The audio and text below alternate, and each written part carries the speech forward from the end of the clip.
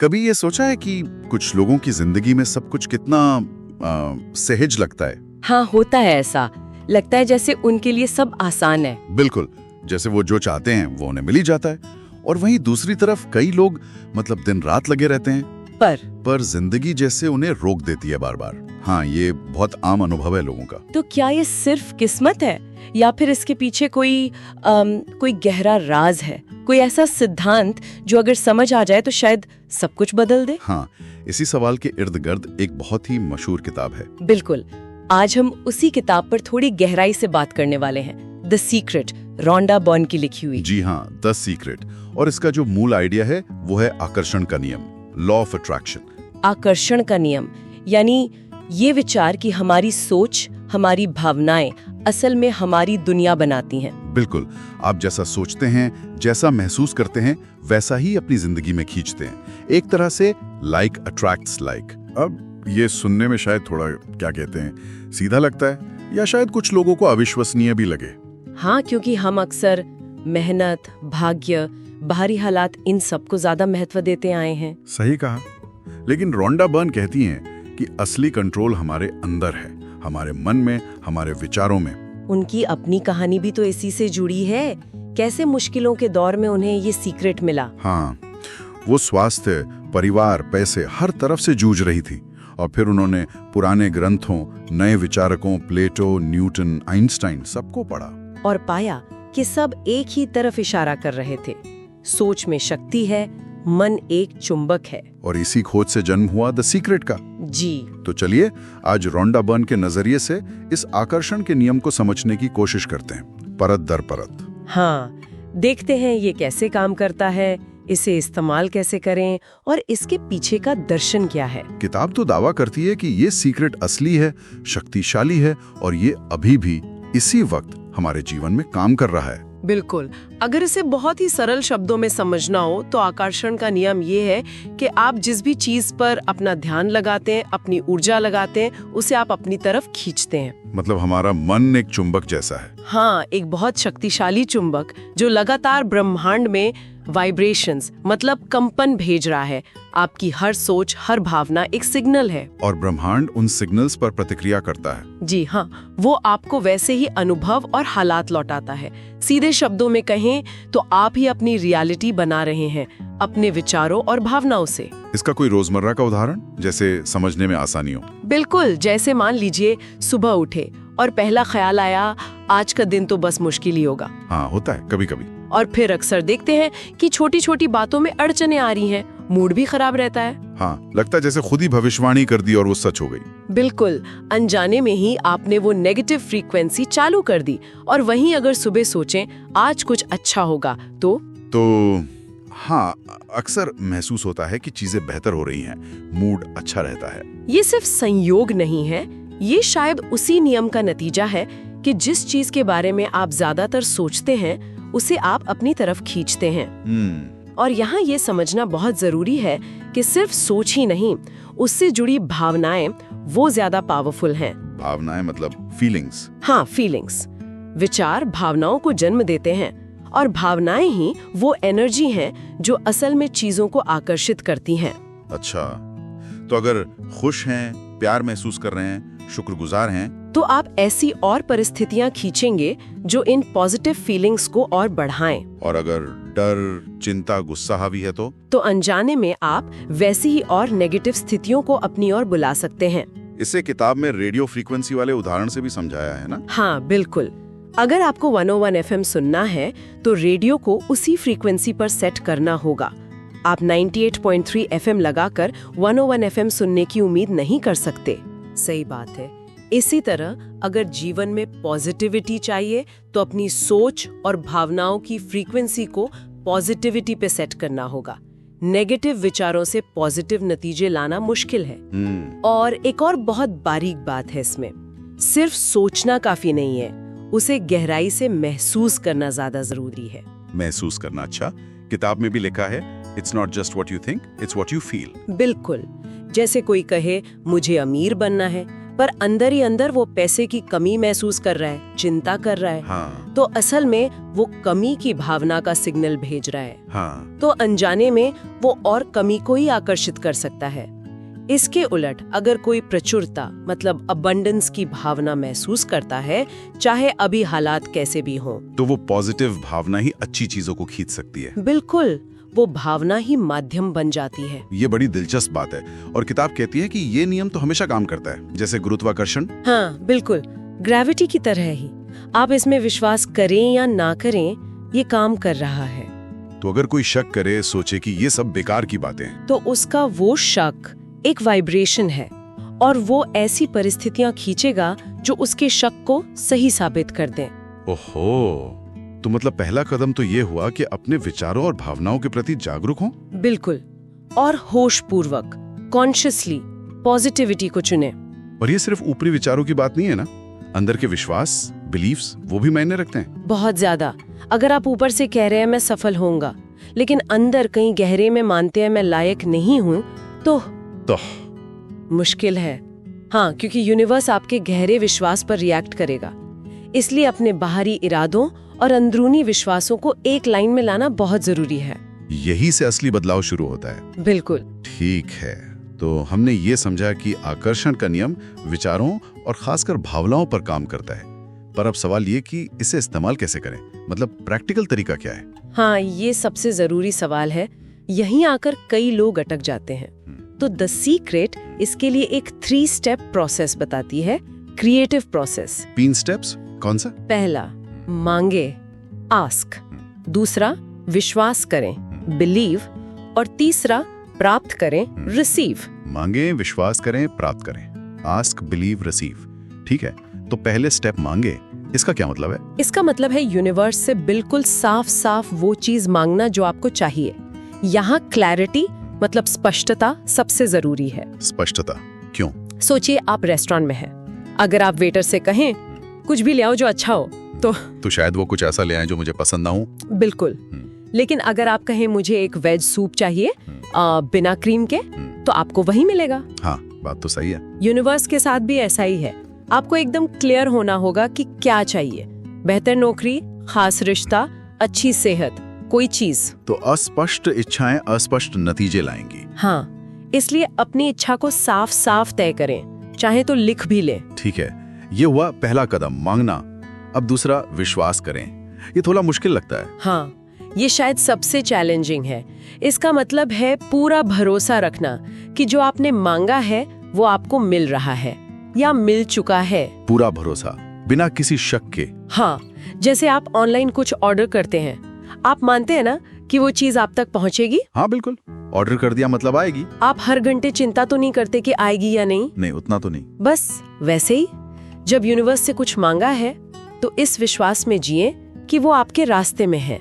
यहीं पर शक सबसे बड़ी रुकावट बनता है। शक, जैसे ये कैसे होगा, कब होगा, क्या ये सच में हो सकता है, ये सब। हाँ, ये सारे सवाल नेगेटिव सिग्नल भेजते हैं।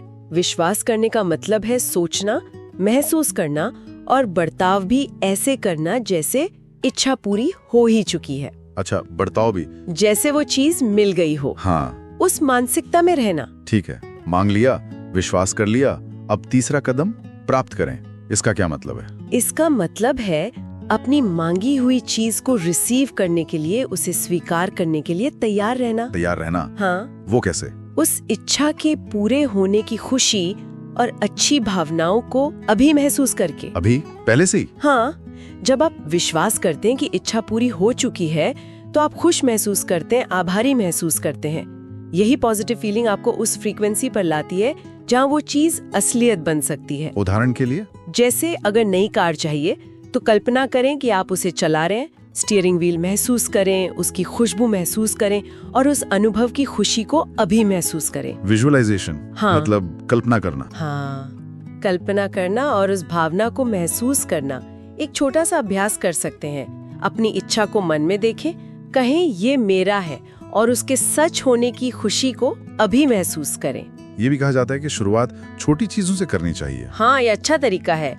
बड़ी चीजों पर एकदम से कूदने के बजाय छोटी, आसानी से यकीन होने वाली चीजों से शुरू करें। जैसे जैसे आज मुझे पार्किंग आसानी से मिल जाएगी या आज कोई अच्छी खबर मिलेगी। अच्छा, और जब ये छोटी इच्छाएं पूरी होती दिखें, तो आपका विश्वास बढ़ता है? फिर आप बड़ी चीजों को आकर्षित करने के लिए ज्यादा तैयार महसूस करते हैं। ये कॉन्फिडेंस बढ़ाता है। सही बात है। और देखिए, इन 3 कदमों मांगे, विश्वास करें, पाए में वो सारे सिद्धांत अपने आप आ जाते हैं जिनकी बात किताब करती है।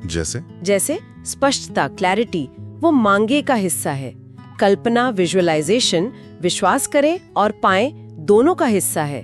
आप इच्छा को साकार रूप में देखते और महसूस करते हैं। और विश्वास तो दूसरा कदम है ही। हाँ, और कृतज्ञता वो पाए की अवस्था और आपकी पूरी सोच का एक बहुत शक्तिशाली हिस्सा है। कृतज्ञता, शुक्रगुजार होना, ये इतना जरूरी क्यों है? क्योंकि जब आप उन चीजों के लिए शुक्रगुजार होते हैं जो आपके पास पहले से हैं, तो आप यूनिवर्स को सिग्नल भेजते हैं कि आप और अच्छी चीजें पाने के लिए तैयार हैं और उनकी कद्र करते हैं। अच्छा, ये एक तरह से और पाने का रास्ता खोलता है। हाँ, ये पॉजिटिव एनर्जी का फ्लो खोलता है।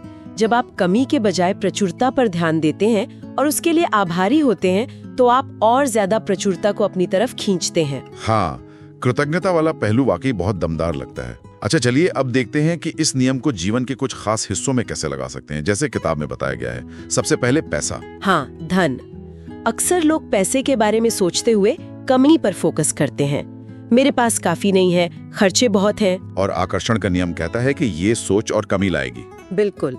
तो सोच को बदलना है, कमी से प्रचुरता पर लाना है। ये मानना कि पैसा मेरी तरफ आसानी से आता है, बहुत सारा आता है। वाह। इसके लिए कोई अभ्यास? हाँ। कल्पना करें कि बैंक अकाउंट भरा हुआ है।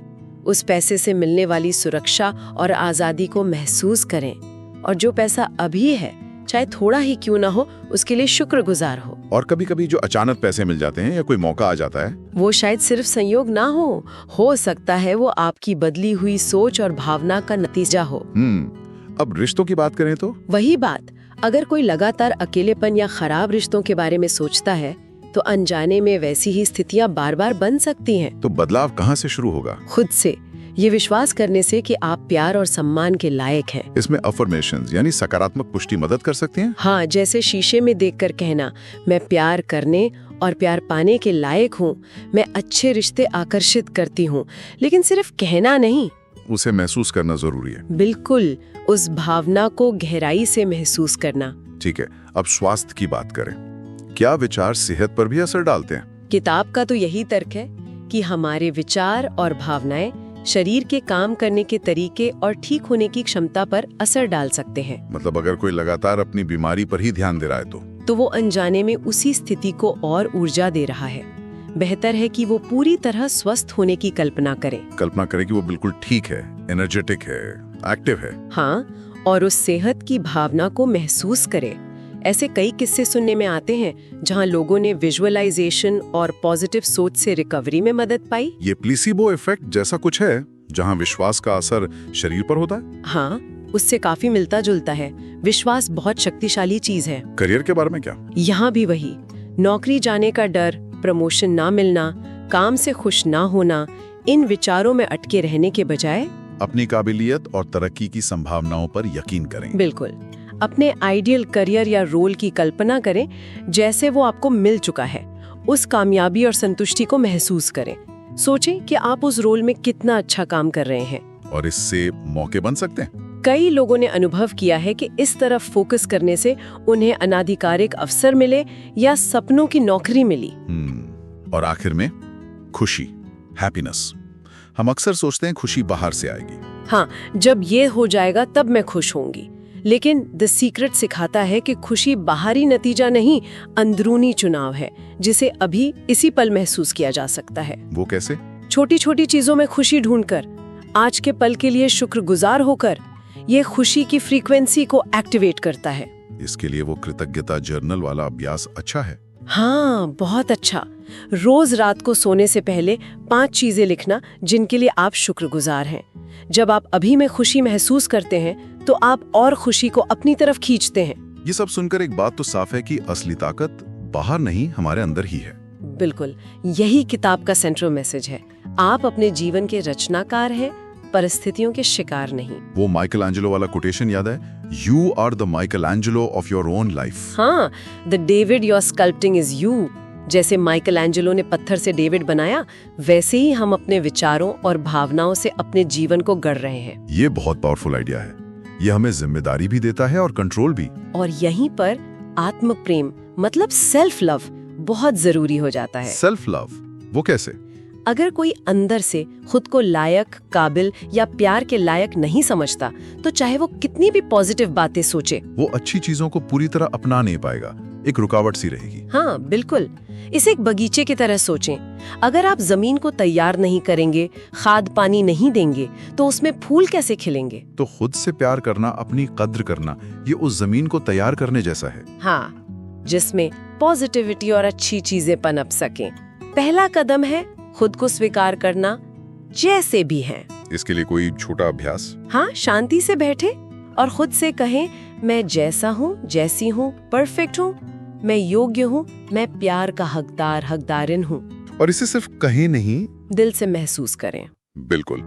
जब आप खुद पर यकीन करते हैं, खुद से प्यार करते हैं, तभी यूनिवर्स भी आपकी पॉजिटिव इच्छाओं को सपोर्ट करता है। अब बात करते हैं जीवन के रहस्य की, जैसा किताब में बताया गया है, द सीक्रेट टू लाइफ। हाँ, इसका सार ये है कि जीवन असल में प्रचुरता यानी अबंडेंस के लिए बना है, कमी यानी लैक के लिए नहीं। पर हमारी सोच तो अक्सर कमी पर ही जाती है।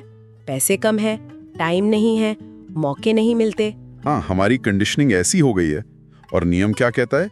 जिस पर ध्यान दोगे वही बढ़ेगा। तो समाधान क्या है? अपना ध्यान होशपूर्वक प्रचुरता पर लाना। ये देखना कि आपके पास क्या क्या है, बजाय इसके कि क्या नहीं है। जैसे मेरे पास सीखने के कितने मौके हैं, मेरे पास प्यार करने वाले लोग हैं, मेरे पास आज का दिन है जिसके लिए मैं शुक्रगुजार हूँ। जब इस नजरिए से देखते हैं तो ऊर्जा बदल जाती है। हाँ, किताब में एक कोट है, When you realize that there is nothing lacking, the whole world belongs to you. जब आपको लगता है कि सच में कोई कमी नहीं है, जरूरत और चाहत का फर्क समझते हुए, तो एक अलग तरह की आजादी और ताकत महसूस होती है। ईर्ष्या, तुलना, ये सब कम हो जाता है। बिल्कुल। तो जीवन में इस प्रचुरता की भावना को बढ़ाने के लिए क्या करें? कुछ प्रैक्टिकल कदम। हाँ, किताब कुछ सुझाव देती है। पहला, कृतज्ञता, ग्रैटिट्यूड का रोज अभ्यास। रोज याद करना और महसूस करना कि आप किन चीजों के लिए शुक्रगुजार हैं। ठीक है। दूसरा, आनंदमय जीवन, जॉयफुल लिविंग। जानबूझकर वो काम करना जिनसे आपको खुशी मिलती है, चाहे वो कितने ही छोटे क्यों ना हो। और तीसरा, देना और साझा करना। जब आप खुले दिल से अपना समय, ज्ञान, प्यार या चीजें दूसरों से बांटते हैं, तो आप प्रचुरता के बहाव को बढ़ाते हैं और यूनिवर्स उसे कई गुना करके आप तक वापस लाता है। इसे समेटने के लिए एक छोटा सा विजुअलाइजेशन करते हैं। बस एक पल के लिए आंखें बंद करें। ठीक है। कल्पना करें कि आपका सबसे अच्छा आदर्श जीवन कैसा होगा। पूरी सेहत, पैसे की आजादी, प्यार भरे रिश्ते, मन की शांति, खुशी। उस जीवन के नजारे, आवाजें और सबसे जरूरी उसकी भावनाएं महसूस करें कि ये सब अभी सच है। शांत। उस गहरी संतुष्टि और खुशी को अपने अंदर महसूस करें और अब मन ही मन यूनिवर्स को धन्यवाद दें। इस अद्भुत और प्रचुर जीवन के लिए धन्यवाद। यही मूल संदेश है। अपनी दुनिया को प्रचुरता के चश्मे से देखें, हर दिन कृतज्ञता ढूंढें। तो इस पूरी बातचीत में हमने द सीक्रेट के मूल सिद्धांतों को देखा। आकर्षण का नियम, सोच और भावनाओं का रोल, वो 3 कदम। हाँ, मांगें, विश्वास करें, प्राप्त करें। और जीवन के अलग अलग हिस्सों में से कैसे लगाएं हमारी अंदरूनी ताकत और प्रचुरता का नजरिया। जी, ये जानकारी बहुत दिलचस्प है, पर असली सवाल तो ये है कि इस ज्ञान का अब करना क्या है, क्योंकि जानना एक बात है और करना बिल्कुल दूसरी। बिल्कुल सही कहा। ये याद रखना बहुत जरूरी है कि द सीक्रेट कोई जादू की छड़ी नहीं है। हाँ, कि बस घुमाया और सब बदल गया। नहीं, ऐसा नहीं है। ये जीने का एक तरीका है, एक फिलॉसफी है जिसे लगातार प्रैक्टिस में लाना पड़ता है। तो मुख्य बातें क्या हैं जिन्हें याद रखना चाहिए? कुछ चीजें हैं। रोजाना कृतज्ञता का अभ्यास करें, अपने विचारों पर नजर रखें, नेगेटिव को पहचान कर होशपूर्वक पॉजिटिव में बदलें। अपनी इच्छाओं की कल्पना ऐसे करें जैसे वो पूरी हो चुकी हैं। और सबसे जरूरी, सेल्फ लव और खुद पर अटूट विश्वास, क्योंकि जैसा कहा गया है, आपका जीवन काफी हद तक आपके विचारों और विश्वासों से ही बनता है। तो हम अपने जीवन की फिल्म के डायरेक्टर हैं और हमारे विचार स्क्रिप्ट लिख रहे हैं। बिल्कुल। तो सवाल ये है कि हम कैसी फिल्म बनाना चाहते हैं? क्या वो संघर्ष और कमी की कहानी होगी, या फिर खुशी, कामयाबी और प्रचुरता की? ये चुनाव हर पल हमारे हाथ में है। हाँ, आज ही ये तय करें कि आप होशपूर्वक अपने विचार चुनेंगे, अपना ध्यान उन चीजों पर लगाएंगे जिन्हें आप जीवन में बढ़ाना चाहते हैं। प्यार, सेहत, पैसा, खुशी, जो भी हो। इस किताब ने बेशक लाखों लोगों को मोटिवेट किया है, पर इसका असली असर तभी होता है जब आप इसके पीछे के सिद्धांत पर विश्वास करते हैं। हाँ, विश्वास खुद पर, इस प्रोसेस पर और यूनिवर्स की पॉजिटिव ताकत पर। चलिए एक आखिरी पॉजिटिव पुष्टि के साथ खत्म करते हैं। जरूर। आप चाहें तो मन में दोहरा सकते हैं, मैं योग्य हूँ, मैं शक्तिशाली हूँ, मैं अपने जीवन का निर्माता निर्मात्री हूँ, मैं अपने जीवन में प्रेम, स्वास्थ्य, प्रचुरता और खुशी को आसानी से आकर्षित कर रहा हूँ, रही हूँ। सब कुछ मेरे भले के लिए हो रहा है। धन्यवाद। बहुत खूब, धन्यवाद। तो दोस्तों, ये रहस्य, ये सिद्धांत अब आपके सामने हैं। आप इसे सिर्फ सुनकर भूल सकते हैं या इसे अपनी जिंदगी में आजमा कर देख सकते हैं। चुनाव आपका है। बड़े सपने देखने की हिम्मत करें, पूरा विश्वास रखें और देखें कि ये यूनिवर्स आपके लिए क्या नए रास्ते खोलता है। प्रचुर रहें, खुश रहें और जागरूक रहें। हमारे साथ जुड़ने के लिए आप सभी का धन्यवाद। और हाँ, हमारे चैनल को सब्सक्राइब करना ना भूलें। अगली बार फिर मिलेंगे एक नए विषय के साथ। धन्यवाद।